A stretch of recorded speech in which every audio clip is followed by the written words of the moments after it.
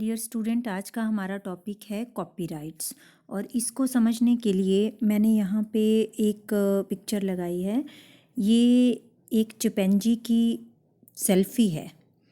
मतलब इस मंकी ने जो है वो एक सेल्फ़ी ली थी। वाइल्ड लाइफ फोटोग्राफर जो थे वो अपना सेल फ़ोन जंगल में उनका रह गया था, तो इस मंकी ने जो है वो अपनी सेल्फ़ी खींच ली। तो जब ये सेल्फ़ी जो है न्यूज़पेपर में पब्लिश हो गई, लेकिन जब ये न्यूज़पेपर में पब्लिश हुई तो वो फ़ोटोग्राफ़र जो थे उन्होंने इसके ऊपर अपना जो है वो एकाधिकार कहा कि ये तो मेरा कॉपीराइट है क्योंकि ये मेरे फ़ोन से खींची गई सेल्फ़ी है। तो इस पे बहुत ही डिस्प्यूट हुआ था। और जब फ़ोटोग्राफ़र ने अपने लिए बोला कि ये मेरा कॉपीराइट है, तो पेटा वाले आ गए, people for ethical treatment of animals वाले, है ना। पेटा वाले होते हैं ना, people for ethical treatment of animals वाले आ गए। उन्होंने बोला कि ये तो मंकी की कॉपीराइट है, मतलब इस पर्टिकुलर चिंपैंजी का कॉपीराइट है इस सेल्फ़ी के ऊपर, क्योंकि उसकी क्रिएशन है, ये उसने अपनी सेल्फ़ी ली है। तो इसके ऊपर बहुत ही डिस्प्यूट हुआ था इस पिक्चर के ऊपर, और ये बहुत ही फ़नी इंसिडेंस है। तो इससे आपको थोड़ा आइडिया तो लग गया होगा कॉपीराइट के बारे में। तो कॉपीराइट जो होता है actually that is the right of the owner. जिस पर्टिकुलर पर्सन ने या पीपल ने कोई चीज़ बनाई हो, तो उसमें हम देखेंगे कि उसमें कौन कौन से वर्क आते हैं। कोई वर्क किया हो, जैसे इसने जो है वो सेल्फ़ी ली है, तो इसका वर्क है कि उसने जो है अपना एक क्रिएशन किया है, ठीक है। तो उसके ऊपर इसकी कॉपी कहाँ पब्लिश होगी, है ना। कॉपीराइट का मीनिंग इसके वर्ड में ही है, कॉपीराइट मतलब कॉपी करने का राइट किसी को नहीं है। मतलब कोई भी इसकी जो क्रिएशन है उसको कॉपी नहीं कर सकता। Only the owner have the right to say कि वो किसको कॉपी करने का राइट देता है या नहीं देता है। क्लियर हो गया। तो यहाँ से आपको थोड़ा सा तो पता चल ही गया होगा कि कॉपीराइट के बारे में हम क्या क्या करेंगे। इस पिक्चर से भी चल गया होगा, और आपको कॉपीराइट के बारे में भी पता चल गया होगा कि ओनर के अलावा किसी के पास ये राइट नहीं है कि वो पर्टिकुलर क्रिएशन को या उसकी जो पर्टिकुलर प्रॉपर्टी है, इंटेलेक्चुअल लेबर है, उसको कॉपी कर सके। क्लियर हो गया ये। तो यहाँ पे ये पिक्चर आपको बतानी नहीं है कहीं पे भी एग्ज़ाम्स में, ये समझाने के लिए थी। लेकिन हाँ, यहाँ पे आपको क्वेश्चन आ सकते हैं कि आप मीनिंग एंड कंसेप्ट लिखो, कौन कौन से वर्क हैं जिनके ऊपर कॉपीराइट प्रोटेक्शन एक्ट लगता है, या हिस्ट्री क्या है कॉपीराइट की, या उसके करैक्टरिस्टिक्स क्या हैं कॉपीराइट के। तो ये पूरा एक क्वेश्चन बनता है। आपने इसको जो है वो लर्न करना है वन बाय वन। तो मीनिंग एंड कंसेप्ट की अगर बात करें तो आप लोगों ने इस तरह का जो साइन है वो बहुत सारी जो बुक्स हैं उसके ऊपर देखा होगा, बुक्स के ऊपर भी देखा होगा, या आपने जो है वो बहुत सारे ऐसे आर्टिकल्स होंगे या ऐसी पिक्चर्स होंगी, या ऐसे जो म्यूज़िक कंपोजिशंस होती हैं उनके ऊपर ये साइन देखे होंगे। तो this is the sign for the copyright. मतलब कॉपीराइट का साइन है, it means that all rights are reserved, ठीक है। तो इसको कॉपी करने के सारे राइट्स किसके पास हैं? ओनर के पास हैं। सारे रिजर्व हैं ओनर के पास। वो जो है इसको उस पर्टिकुलर जो उसका आर्ट है, या उसका जो लेबर है, या उसका जो इंटेलेक्चुअल वर्क है, ठीक है। इंटेलेक्चुअल प्रॉपर्टी के बारे में हमने कल किया था ना, तो जो उसकी इंटेलेक्चुअल प्रॉपर्टी है उसको बताने का या उसको आगे कॉपी करने का राइट रिजर्व है किसके पास? ओनर के पास, जिसने वो बनाया है, उस पर्सन के पास जिसने उसके ऊपर काम किया है। क्लियर हो गया।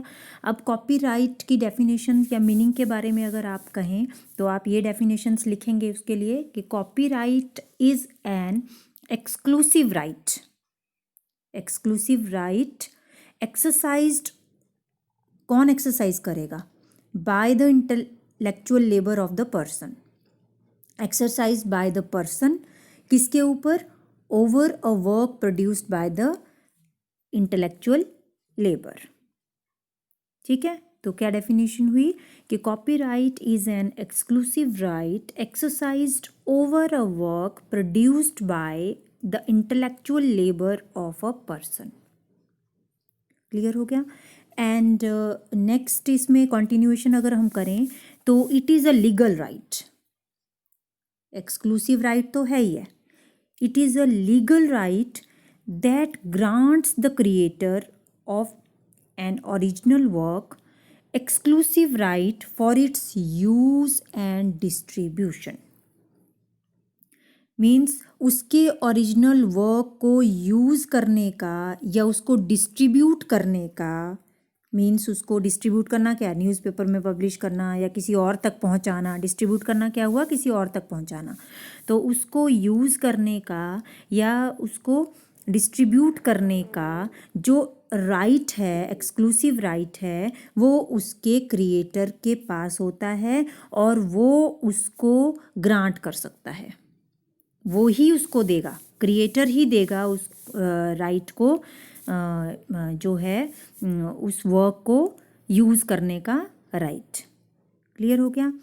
और अगर इसको एक्सटेंड करें तो it protects the creator of original work from the unauthorised reproduction and exploitation. मतलब ये जो कॉपीराइट होता है ये बचाता है जो क्रिएटर का ओरिजिनल वर्क हो, उसको किससे बचाएगा, उसको प्रोटेक्ट करता है फ्रॉम द अनऑथराइज्ड रिप्रोडक्शन और एक्सप्लॉइटेशन, कि कोई अनऑथराइज्ड रिप्रोडक्शन ना कर दे उसके काम की, उसको आगे आगे करके मतलब काम किया है उसने और बेचे कोई और। ठीक है, तो ये मीनिंग एंड कंसेप्ट है, इसको आपको एज इट इज़ लर्न करना है और अगर आपको इसकी डेफिनेशन आती है तो आपको इस तरह से इसको लिखना है। Then next is works in which copyright protection is given under copyright act 1957। तो कौन कौन से काम हैं जिनके लिए कॉपीराइट एक्ट लगता है। पहले तो कॉपीराइट एक्ट जो है वो जो इंडिया में अब चल रहा है वो 1957, कॉपीराइट एक्ट 1957 में जो है वो ये एस्टेब्लिश हुआ था, लेकिन केम इनटू फोर्स ऑन 21 जनवरी 1958 में केम इनटू एग्जिस्टेंस या केम इनटू फोर्स। ठीक है, बना 1957 में था लेकिन केम इनटू फोर्स इन 1958, 21 जनवरी। ठीक है, देन कौन कौन से काम हैं जिसके लिए कॉपीराइट एक्ट जो है वो कॉपीराइट आप ले सकते हैं कॉपीराइट एक्ट के तहत, वो हैं नंबर 1, आप अल्फ़ाबेटिकल ऑर्डर में इनको याद कर सकते हैं, ACDLMS। ठीक है, ये तो एक अल्फ़ाबेटिकल ऑर्डर में ACDLMS। ठीक है, तो A stands for artistic work. ठीक है, इन 6 कामों के लिए कॉपीराइट जो है ले सकते हैं। कौन कौन से, एक आर्टिस्टिक वर्क के लिए, आर्टिस्टिक वर्क में क्या क्या आती हैं, ड्राइंग्स, पेंटिंग्स, फोटोग्राफ्स, स्कल्पचर्स अगर कोई बनाते हैं या आर्किटेक्चर वर्क अगर कोई करता है ना, तो उनके लिए जो है कॉपीराइट ले सकते हैं। सिनेमेटोग्राफ फिल्म्स के लिए, ठीक है, मतलब जिसमें आपको विजुअल रिकॉर्डिंग जो दिखती है, विजुअल रिकॉर्डिंग मतलब मूवीज़ जैसे हैं या मूविंग इमेजेस इंक्लूडिंग साउंड, है ना, मूवीज़ वगैरह के लिए, सिनेमा के लिए जो है वो कॉपीराइट एक्ट ले सकते हैं। ड्रामेटिक वर्क में क्या आता है, ड्रामेटिक वर्क में a piece for recitation, a piece for recitation. Recitation क्या होती है, जैसे this word comes from recite. Recite मतलब बार बार रिपीट करना। जैसे ड्रामेटिक वर्क में कौन कौन से काम आते हैं कि अगर हम किसी चीज़ को दूसरी बार कर रहे हैं, ठीक है। जैसे मान लो किसी हरीश चंद्र की जो है वो आप कहानी को ड्रामा के थ्रू दिखा रहे हो, ठीक है। तो एक ने दिखा दिया तो दूसरे उसका वो कॉपीराइट हो गया, तो दूसरे को परमिशन लेनी पड़ेगी, ठीक है। तो उसके लिए कॉपीराइट ले सकते हैं ड्रामेटिक वर्क के लिए, या फिर कोरियोग्राफिक वर्क के लिए, है ना। कोरियोग्राफर होते हैं ना जो डांस वगैरह सिखाते हैं, ठीक है। लेकिन डांस के लिए जो करता है उसके लिए नहीं होगा, ये कोरियोग्राफर ले सकता है कॉपीराइट। जिसने वो डांस के स्टेप्स बनाए हैं वो ले सकता है, डांसर नहीं लेगा। क्लियर हो गया। Then entertainment in dumb show. कहीं आप डम्ब शो में एंटरटेनमेंट कर रहे हैं तो वहाँ पे कॉपीराइट उन्होंने लिया होना चाहिए पर्टिकुलर शो को करने के लिए। Then scenic arrangement of acting, तो ये ड्रामेटिक वर्क में आते हैं सारे। तो इन चीज़ों के लिए कॉपीराइट जो है वो एक्ट जो है वो लगता है, और इनमें कॉपीराइट प्रोटेक्शन जो है वो दी जाती है। Then literary work, L stand for literary work. Literary work में क्या आती हैं, बुक्स आती हैं, कंप्यूटर प्रोग्राम्स अगर किसी ने बनाए हैं, या टेबल्स बनाए हैं, ठीक है। तो उसके लिए कंपाइलेशन की है कंप्यूटर डाटाबेस में, है ना। तो डाटाबेस की कंपाइलेशन की है, तो उसके लिए लिटरेरी वर्क के लिए भी कॉपीराइट प्रोटेक्शन ली जा सकती है। क्लियर हो गया। देन म्यूजिकल वर्क के लिए M stand for musical work. तो म्यूज़िकल वर्क में आपको पता ही है, किसी ने कंपोजिशन बनाई है, म्यूज़िक बनाया है और उसकी ग्राफिक नोटेशन दी हैं। आपने देखा होगा ना, जब म्यूज़िक बनाते हैं तो उसमें इस तरह की लाइंस आपने देखी होंगी, और वो यहाँ पे ऐसे करके साइंस बने होते हैं अलग अलग म्यूज़िक के। अब हमें तो वो म्यूज़िक की लैंग्वेज आती नहीं है, लेकिन वो ग्राफिकल वर्क दिया होता है किसी पर्टिकुलर कंपोजिशन के लिए, तो उस ग्राफिकल वर्क का भी कॉपीराइट होता है। ग्राफिकल नोटेशन की जो म्यूज़िक के लिए दी जाती हैं उसका जो है वो कॉपीराइट होता है। मतलब हम हर कहीं नहीं किसी का भी म्यूज़िक बजा सकते। जैसे मान लो हमने जो है वो लता मंगेशकर जी का कोई सॉन्ग जो है कहीं प्ले करना है, पब्लिक में प्ले करना है, या फिर किसी पब में या डिस्को जो होते हैं ना, डिस्को जहाँ पे किसी डिस्को में जाएं, है ना, तो वहाँ पे आप लोग इन्जॉय तो करते हो उस डांस को, तो आप बोलोगे कि मैंने तो उसको इन्जॉय किया, मेरे ऊपर क्यों कॉपीराइट नहीं लगा। आपके ऊपर इसलिए नहीं लगा क्योंकि वो उसका जो ओनर होगा डिस्को का, तो उसने उसका कॉपीराइट जो के लिए वहाँ पे उसने परमिशन ली हुई है, जिसका गाना उन्होंने बजाने हैं, तो उनको पे करना पड़ता है, ठीक है। कि यहाँ पे ये हमने डिस्को खोली हुई है, तो वो पहले ही पे कर देते हैं, उनकी लाइसेंस में वो फ़ी लगती है कॉपीराइट के लिए कि वो बजाएंगे वो गाने, और आप लोग तो एंजॉय करोगे उसको आके। लेकिन वो ओनर भी कहाँ से लेगा बाद में पैसा, वो आपसे ही लेगा ना, ठीक है। तभी तो वो वहाँ पे जाके आपको हर चीज़ पे टैक्स लगाता है, कुछ ना कुछ वो चार्जेस, एक्स्ट्रा चार्जेस लेता है, क्योंकि उसने पहले ही उसकी फ़ी पे कर दी हुई है ना। देन साउंड रिकॉर्डिंग के लिए भी कॉपीराइट प्रोटेक्शन जो है वो दी जाती है। कोई साउंड की रिकॉर्डिंग कर रहे हैं, है ना, तो उसके लिए भी, जैसे मैंने अभी सिंगिंग का भी बताया, या कोई साउंड रिकॉर्डिंग के लिए भी कॉपीराइट जो है वो लगता है। और ये रिगार्डलेस ऑफ द मीडियम और the method by which the sound are produced. जैसे मान लो कोई किसी मीडियम से, जैसे मान लो कोई बांसुरी बजा रहा है या किस मेथड से बजा रहा है ना, तो उसके लिए भी साउंड रिकॉर्डिंग के लिए भी कॉपीराइट प्रोटेक्शन मिल सकती है। तो आपको ये 6 वर्क पता चल गए होंगे कि किन किन के लिए कॉपीराइट मिल सकता है अंडर कॉपीराइट एक्ट 1957। ये आपको लर्न करने हैं वर्क, ये भी क्वेश्चन बन सकता है। 2 नंबर का आएगा, 3 नंबर का आएगा, 5 नंबर का आएगा, उसके ऊपर डिपेंड करता है कि आपको कितना बड़ा क्वेश्चन आएगा, तो सारा ही करना पड़ेगा आपको। तो ये थोड़ी सी हिस्ट्री है कॉपीराइट लॉ की, ठीक है। इसमें जो है जब शुरू में, मतलब इसमें मैंने बहुत सारी हिस्ट्री नहीं ली हुई है, थोड़ी सी जो आपको रिक्वायर्ड है उतना ही लिया है इसमें। Berne convention for protection of literary and article work 1886 में, तो 1886 में बर्ने कन्वेंशन का लॉ था। उस that was the most significant international convention थी वो, एंड वेरी वाइड स्कोप थे उसके, मतलब कहाँ कहाँ उसको यूज़ किया जा सकता है उस कन्वेंशन को। मतलब पहले उसको क्या नहीं बोलते थे, कॉपीराइट जो एक्ट 1957 था वो नहीं बोलते थे उसको, बर्ने कन्वेंशन बोलते थे 1886 के, है ना। काम तो ये एक ही थे उस के भी, वो भी लिटरेरी एंड आर्टिस्टिक वर्क को प्रोटेक्ट करती थी। एंड ये जो बर्ने कन्वेंशन थी that protect both published and unpublished work, ठीक है। पब्लिश्ड और अनपब्लिश्ड वर्क वो सारे इस कन्वेंशन के अंडर आते थे। फिर उसके बाद 1952 में यूनिवर्सल कॉपीराइट कन्वेंशन बना।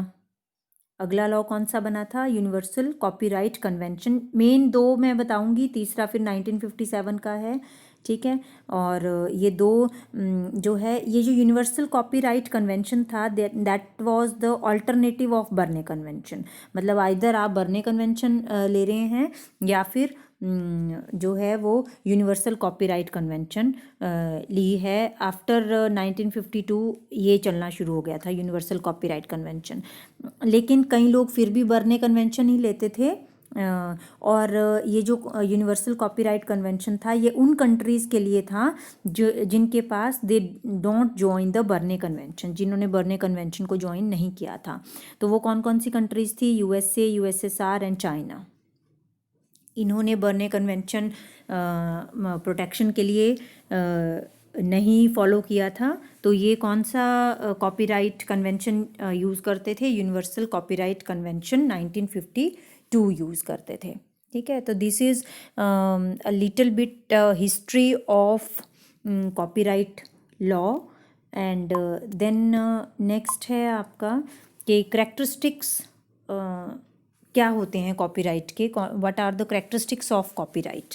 तो इसमें 4 करेक्टरिस्टिक्स हैं कॉपीराइट के। First is creation of statute. Creation of statute. Statute क्या होता है? कानून, लॉ का क्रिएशन।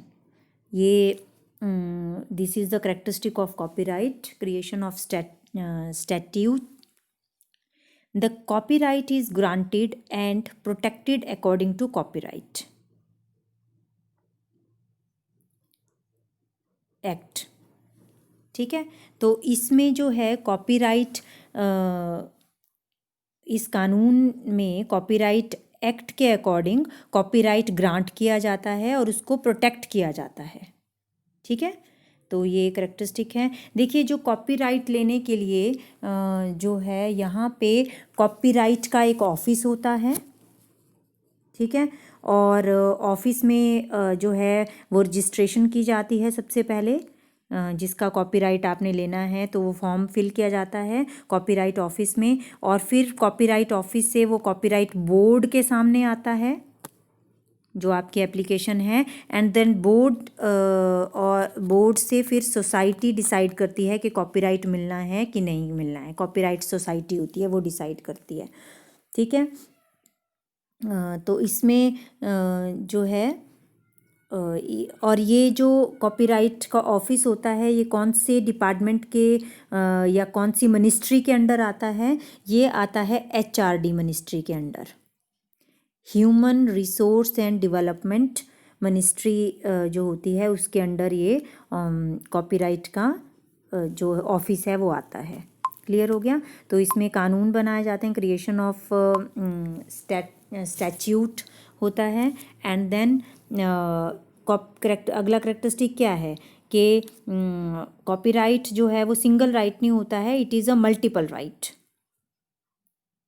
ठीक है, copyright is not a single right, rather it is a bundle of right, it is a bundle of rights in the same work comprising of literary work. कौन कौन से वर्क हो तो हमने पीछे कर लिए हैं, राइट टू रिप्रोडक्शन एट्सेट्रा, मतलब कॉपी बनेगी कि नहीं बनेगी, ये सारे वर्क इसमें आते हैं कि लिटरेरी वर्क के जो है, अगर आपने किसी चीज़ का कॉपीराइट किसी को दे दिया है, जैसे आपने बुक, कोई ऑथर है उसने क्या किया, बुक लिखी, मान लो कोई ऑथर है, जैसे मैं ही हूँ मान लो, और मैंने कोई बुक लिख दी, ठीक है, और मैं उसको पब्लिश कर रही हूँ, मैंने उसको क्या किया है, पब्लिश किया है, मैं पब्लिशर के पास गई और मैंने बोला कि मैंने अपनी ये बुक जो है वो पब्लिश करवानी है, ठीक है, तो उस पब्लिशर को जो है वो मैं अपना क्या दूंगी, कॉपीराइट दूंगी, ठीक है, एक फॉर्म भरा जाएगा जिसमें कि मैं ये लिख के दूंगी कि मैं अपने कॉपीराइट्स जो हैं इसको पब्लिश करने के इस पब्लिशर को दे रही हूँ, फिर वो मेरी बुक को या मेरी क्रिएशन को पब्लिश कर सकता है, ठीक है। और अगर उस पब्लिशर के पास मेरे जो हैं कॉपीराइट्स नहीं होंगे तो फिर और वो मेरे वर्क को मेरी परमिशन के बिना छापते, तो इसके लिए बहुत जो है वो पनिशमेंट है, इवन कि 3 इयर्स, और इसमें अब मुझे एग्जैक्ट ईयर्स नहीं पता है, पर आपको इम्प्रिजनमेंट भी हो सकती है अगर डिफरेंट वर्क्स के लिए डिफरेंट इसमें जो है इम्प्रिजनमेंट्स हो सकती हैं, तो इसमें इतना ज़्यादा डीप जाने की ज़रूरत नहीं है, पर मैं ऐसे बता रही हूँ कि कॉपीराइट अगर आपके पास नहीं है किसी चीज़ को, किसी वर्क को आगे यूज़ करने का या कॉपी करने का, तो ये सज़ा भी दी जा सकती है कानून के तहत। Okay, then the work must be original. और क्या करेक्टरिस्टिक्स होते हैं कॉपीराइट के, किसको मिलेगा, जो कि आपका वर्क जो है वो ओरिजिनल हो, must be original. The first and essential requirement for claiming copyright is the originality of the work. Then copyright exists in expression of idea and not mere idea. ठीक है, वो कॉपीराइट जो है वो एक्सप्रेशन होना चाहिए idea का, ऐसा नहीं कि मेरे दिमाग में आइडिया आया है और मैं उसको एक्सप्रेस ही ना कर पाऊँ। मान लो मेरे दिमाग में आइडिया आया कि मैं इस तरह से, जैसे मान लो ये आज आपको कॉपीराइट का मैं टॉपिक पढ़ा रही हूँ, अगर इसको मुझे और अच्छा करना हो तो मेरे दिमाग में कई आइडिया आ रहे होंगे कि मैं इसको इस तरह से करूँगी, इस तरह से करूँगी, इस तरह से करूँगी, लेकिन अगर उन आइडियाज़ को मैं एक्सप्रेस अपने ही दिमाग में रखूँ, ठीक है, और उसको कहीं रिटर्न में ना लेके आऊँ, जैसे बुक में ना लेके आऊँ, तो फिर कॉपीराइट मिलेगा नहीं मुझे, वो तो मेरे दिमाग में ही है आइडिया, तो मैं किस चीज़ के लिए कॉपीराइट क्लेम करूँगी, उस आइडिया के लिए थोड़े करना है मुझे। मैं चली जाऊँगी कॉपीराइट के ऑफिस में और मैं बोलूँगी जी मेरे दिमाग में ये आइडिया है, मुझे कॉपीराइट चाहिए, तो उसके लिए नहीं मिलेगा copyright. The copyright exist only in the expression of idea in some material form like book, film, photograph और म्यूज़िकल टोन्स। ऐसा नहीं ना हो कि मेरे दिमाग में ये धुन बज रही है, मैं बाथरूम में बजाती रहूँ और मैं बोलूँ ये मेरा कॉपीराइट हो गया। क्लियर हो गया? तो इस तरह से these are 4 characteristics of the copyright. Then copyright तो कंप्लीट हो गया है, लेकिन यहाँ पे एक छोटा सा टॉपिक मैं और कर दूँगी, क्योंकि यहाँ पे हो सकता है आपको पूछें कि what is WTO, full form पूछी जा सकती है या कुछ भी उससे रिलेटेड। तो जो वर्ल्ड WTO होता है, that is world trade organisation. तो world trade organisation is an intergovernmental organisation that is concerned with the regulation of international trade between the nations। तो इंटरनेशनल ट्रेड जो होता है ना, व्यापार जो होता है, उसको रेगुलेट करने के लिए, जैसे एक नेशन से दूसरे नेशन में अगर आपने किसी चीज़ का व्यापार करना है तो उसके लिए WTO होता है, वर्ल्ड ट्रेड ऑर्गेनाइजेशन, और इसका जो हेडक्वार्टर है that is in Geneva, Switzerland में है। और this World trade Organization was founded on 1 January 1995, 25 years ago, rather more, ठीक है, ईयर्स एगो जो है वो वर्ल्ड ट्रेड ऑर्गेनाइजेशन जो है वो बनाया गया था। 1 जनवरी फाउंडेड ऑन 1 जनवरी 1995। 1995 पे। और मेंबरशिप में उस टाइम मतलब जब भी ये किया होगा 25 ईयर्स से अगो, तो इसका मतलब है ये वाला जो मेरा टॉपिक है ये आया है तो ये हो गया 25 ईयर्स से अगो ही है 2020 तक। अभी तक इसमें कितने मेंबर्स हैं? 164 मेंबर स्टेट्स हैं इसमें, ठीक है, मेंबरशिप के लिए। चलो ये जो है WTO की फुल फॉर्म वगैरह इसमें आपने करनी है और कहाँ हेडक्वार्टर है और कब फाउंड हुआ। देन एक TRIPS भी होता है, ट्रिप्स, है ना। तो इसकी भी फुल फॉर्म क्या होती है ट्रिप्स की? T stand for trade related intellectual property rights, trade related intellectual property rights, rights का S यूज़ हुआ है लास्ट में। तो ये इंटेलेक्चुअल प्रॉपर्टी ट्रिप्स जो है that is mandatory agreement attach to the World trade Organization, ठीक है। जैसे मान लो एक नेशन ने कोई एक नेशन की कोई स्पेशलिटी है, ठीक है, उसकी इंटेलेक्चुअल प्रॉपर्टी है वो, तो दूसरे नेशन को वो जो है वो एक्सपोर्ट करने के लिए वर्ल्ड ट्रेड ऑर्गेनाइजेशन से ट्रिप्स का एग्रीमेंट जो है वो भरना पड़ता है। उसके बाद ही वो किया जा सकता है एक नेशन से दूसरे नेशन में, ठीक है। तो these are some objectives of TRIPS, क्या क्या ऑब्जेक्टिव्स हैं और ये किस the following are the objectives, और ये किसने एग्रीमेंट के पार्ट 1 ट्रिप्स एग्रीमेंट के पार्ट 1 में प्रोवाइड किए जाते हैं और क्या क्या ऑब्जेक्टिव्स होते हैं इसके कि पहला ऑब्जेक्टिव तो ये है कि to reduce distortion and impediments to international trade. Means क्या हुआ? इसका मतलब हुआ कि डिस्टॉर्शन एंड इम्पेडिमेंट हुआ कि हिंड्रेंस, डिस्टॉर्शन हुआ चेंज एंड इम्पेडिमेंट हुआ हिंड्रेंस, है ना। कोई रुकावट आ जाए अगर इंटरनेशनल ट्रेड में तो उसको कम करने के लिए, इंटरनेशनल ट्रेड मतलब एक नेशन से दूसरे नेशन पे आपने कोई चीज़ पहुंचानी है तो उसमें कोई रुकावट ना आए, तो ये ट्रिप्स का जो है ऑब्जेक्टिव, ट्रिप्स का फॉर्म भरा जाता है। तो दिस इज़ ऑब्जेक्टिव के उसको रिड्यूस किया जाए, उस इम्पेडिमेंट को, उस रुकावट को। वो पेपर दिखा देगा और एक नेशन से दूसरे नेशन में आपकी कोई भी प्रोडक्ट पहुंच जाएगा, जो उसकी पर्टिकुलर नेशन का जो है वो इंटेलेक्चुअल प्रॉपर्टी है वो दूसरे नेशन में पहुंच सकती है। To take into account the need to promote effective and adequate protection of IPRs। तो और क्या करता है ये और क्या ऑब्जेक्टिव है ट्रिप्स का कि ये ध्यान रखता है कि द नीड टू प्रमोट के effective and adequate protection of जो इंटेलेक्चुअल प्रॉपर्टी राइट्स होता है उसका ठीक ढंग से पालन हो, ठीक है, उसके ऊपर ध्यान रखेगा। To ensure that measures and procedures to enforce IPRs do not themselves become barrier in international trade. तो कहीं ऐसा नहीं ना हो जाए कि जो इंटेलेक्चुअल प्रॉपर्टी राइट्स होते हैं तो वो ऐसा नहीं ना हो जाए कि उस ट्रेड में ही रुकावट बन जाए, है ना। उसके जो रूल्स हैं IPRs के वो ऐसा नहीं हो कि उसकी वजह से इंटरनेशनल ट्रेड ही रुक जाए। तो इस चीज़ का भी ये ध्यान रखता है जो ट्रिप्स होता है, ठीक है।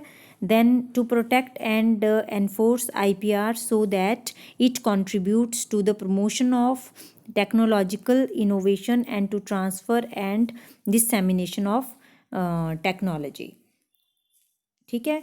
तो टेक्नोलॉजी के डिससेमिनेशन ऑफ टेक्नोलॉजी मतलब उसका जो स्प्रेडिंग है, टेक्नोलॉजी की स्प्रेड, प्रचार प्रसार होता है ना, तो टेक्नोलॉजी का प्रसार में कंट्रीब्यूट करता है। और ये नेचुरली कोई टेक्नोलॉजी अगर किसी एक नेशन ने बनाई है और उसको बोलता है कि मेरी इंटेलेक्चुअल प्रॉपर्टी है वो, और मेरा इंटेलेक्चुअल प्रॉपर्टी राइट है उसके ऊपर, है ना, और वो दूसरे कंट्री में पहुंच ही ना पाए, ना उसको बेनिफिट हो ना दूसरी कंट्री को बेनिफिट हो, तो उस लॉ का क्या फ़ायदा, फिर उस राइट का क्या फ़ायदा, है ना। तो उन चीज़ों को ये प्रोटेक्ट करता है TRIPS. To establish mutual supportive relationship between the World Intellectual Property Organization and World Trade Organization। ठीक है, तो हमने ये देखा था ना कि इंटेलेक्चुअल प्रॉपर्टी ऑर्गेनाइजेशन जो होती है, वर्ल्ड विपो जो हमने किया था लास्ट लेक्चर में, और वर्ल्ड ट्रेड ऑर्गेनाइजेशन, इनके बीच में सपोर्टिव रिलेशनशिप बनाने के लिए, एस्टेब्लिश करने के लिए भी ये हेल्प करता है, जो ये ट्रिप्स होता है। तो ये कुछ ऑब्जेक्टिव्स हैं ट्रिप्स के। तो आपको आज हमने दो चीज़ें की, एक तो वर्ल्ड ट्रेड ऑर्गेनाइजेशन, ट्रिप्स, और कॉपीराइट के बारे में, उसके करेक्टरिस्टिक्स किए, कौन कौन से वर्क के लिए कॉपीराइट मिलता है वो किया, मीनिंग, कंसेप्ट, ये हमने सारा समझा। This is all about today. Thank you so much students.